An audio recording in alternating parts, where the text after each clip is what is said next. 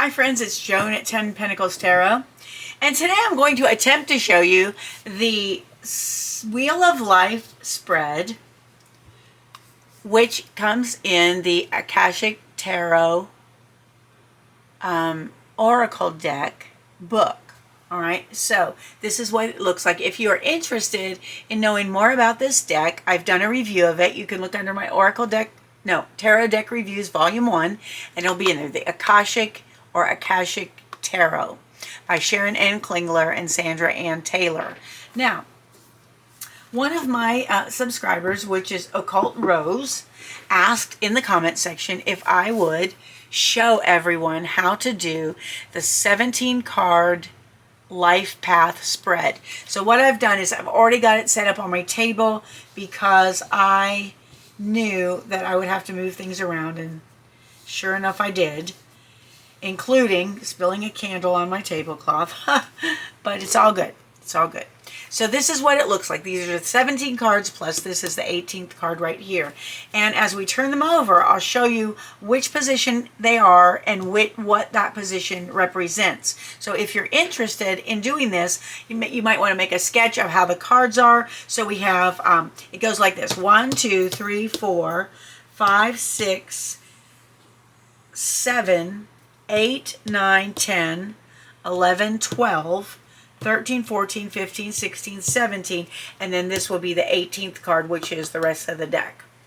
All right, now, and the 18th card will probably be what's on the bottom of the deck, so I'm going to turn that over right now. Now, if we look at, and I'm going by the book, I've not done this spread before, I find it fascinating, and so let's go. So these 5 cards right here represent your life path, and those are the last cards that we do. Okay, so let's start with number 1. Now, card 1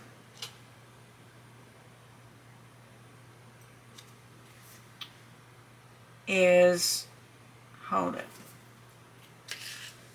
All right, card 1, okay. So cards 1 through 12 are laid in a counterclockwise order, starting with 1, like I showed you, 2, 3, 4, 5, 6, 7, 8, 9, 10, 11, 12. Okay, so lay them in a counterclockwise order, and indicating the energy, people, or situations influencing each of the astrological houses, which is why there's 12 of them. So this Wheel of Life spread combines the astrological wheel, showing the 12 houses, along with the path of life here in the middle. Okay, so card 1, the first house, is yourself, your personal expression, how you define yourself, your image, self-discovery, and self-awareness. And the card we got for that is Hilarion. And let me look at this. This is one of the major arcana cards. Now, I'm going to have to look it up, so this might take a minute. Is page 54. And this card says,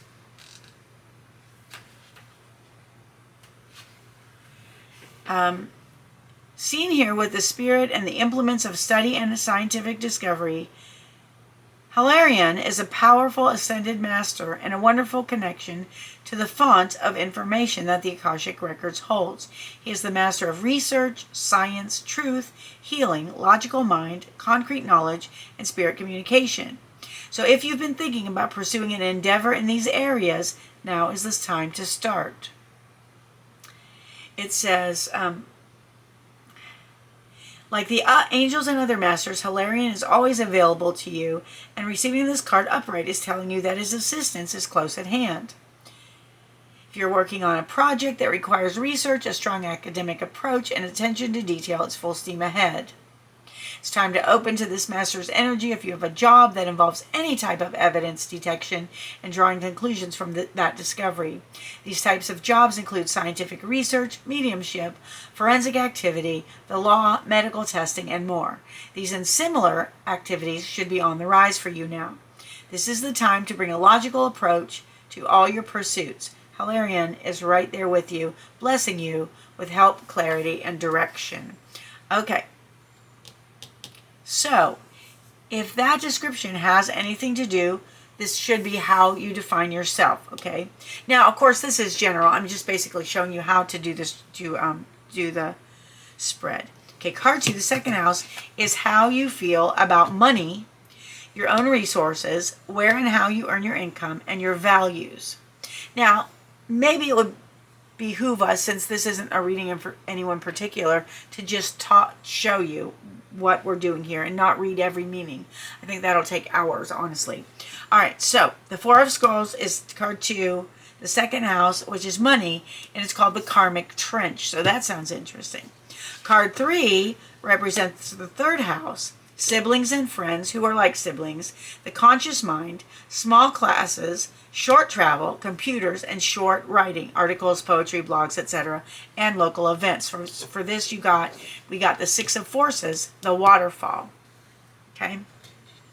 Card 4, the fourth house, is all about home, mother, or your nurturing parent, family, and the emotions. And this card is called the Muse. That we got. I'll scooch that up so you can see. Okay. The fifth card is about children, creativity, and creative projects, leisure time, and love affairs. And that's interesting because the card that showed up here is called Fated Meeting. Okay, so that could very well be about meeting a lover or a person that you're going to be involved with.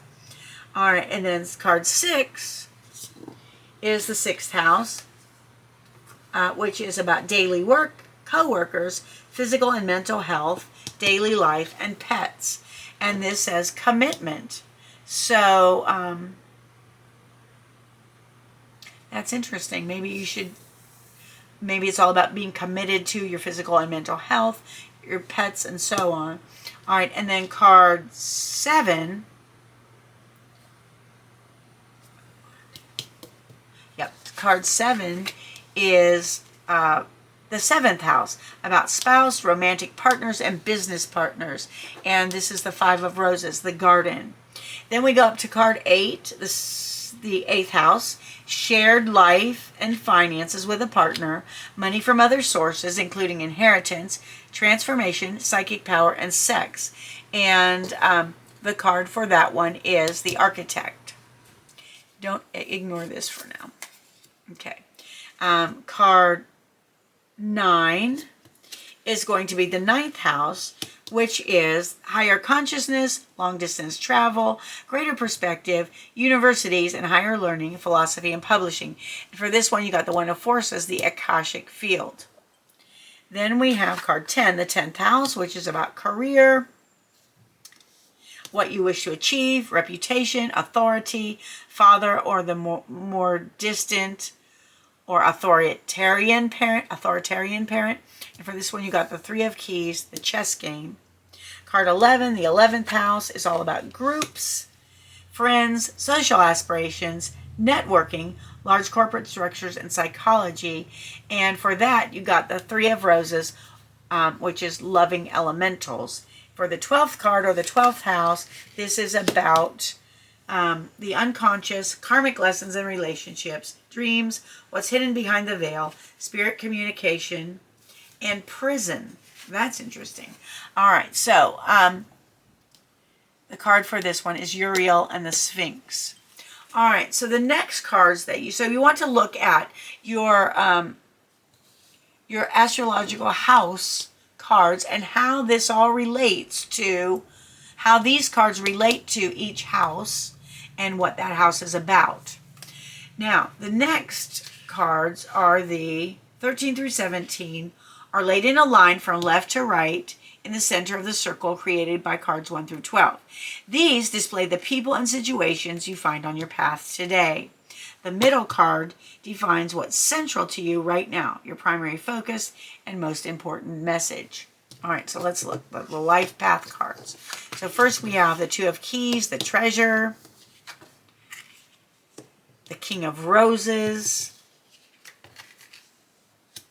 Archangel Raphael, the King of Forces, and Initiation, and the Count Saint Germain. Now, what you would want to do is look up the meanings of all these cards, because these are the people and situations you find on your path today. This card is what's central to you right now. So if this were your reading, the card that's central to you right now would be the Archangel Raphael, and you would definitely want to read the meaning of that card. Maybe we'll do that here in a minute. And these other things are the people and situations. You find the King of Roses, the King of Forces. So there's two kings here. Initiation and the Count Saint Germain and the Treasure.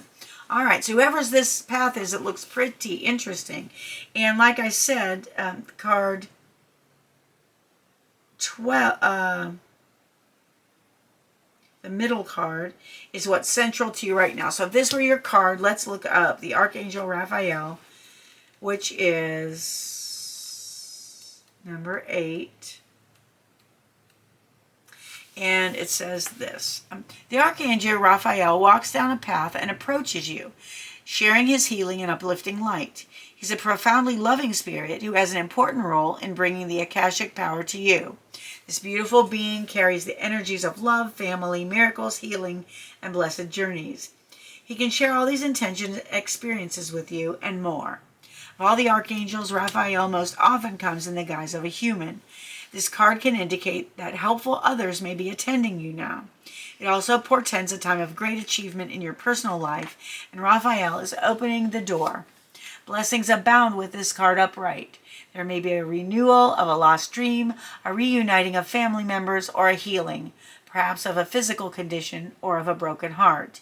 Even if these conditions have been hanging on for a while now is the time when you can really break through. Let Raphael be your partner in this process, and you'll soon see why they call him the miracle worker. Now, they also have the reverse meanings for any of these cards that show up in the reverse form. And now, let's talk about card 18, because this card is a single card that gives you a peek into the long-term future. And what we've got for that card is the Seven of Scrolls, which is the intricacies and industry card. All right, so if that is the peek into your future, it would be very interesting to read that card meaning. So let's do that. That's the Seven of Scrolls.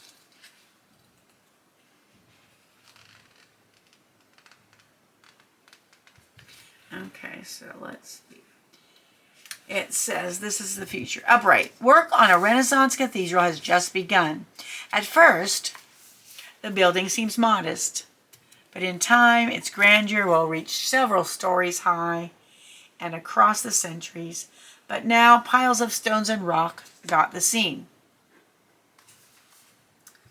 A mason bends, focusing intently on a plumb bob that hangs next to a partially built wall. This instrument helps him determine if the wall is straight and true.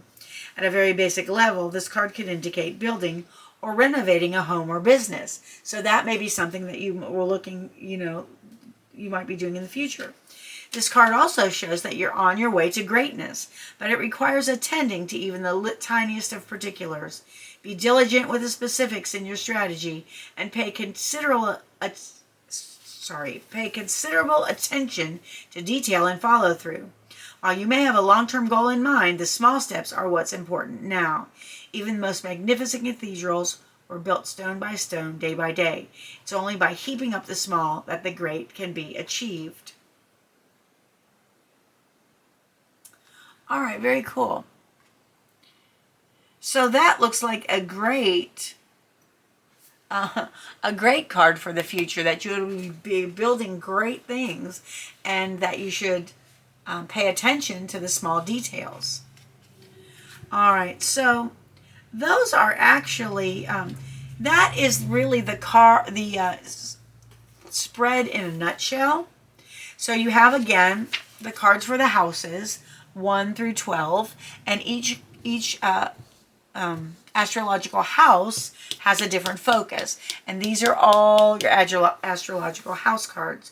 And those are telling you what energy or people or situations are influencing each of the astrological houses. So these cards tell you what's influencing this astrological house, whichever astrological house you're looking at, okay? So those are the most important astrological houses, is the one thing, main thing. And then come cards 13 through 17, your life path, with the major card in the middle is the one that's influencing you most right now. And then card 18, a prediction of the future. All right, friends, that's the short version of the Akashic Wheel of Life spread. You probably can use this with any deck and just write each of the positions down and what that position represents. And then you can try this. I'd love to know in the comment section if you have done this spread with this deck, with the Akashic Tarot deck, or with any other tarot decks that you might have. All right, so that was the brief version of the 1718 card Wheel of Life spread found in the Akashic Tarot guidebook. If you enjoyed this video, please give it a thumbs up. If you'd like to see more videos like this, please comment in the comment section below.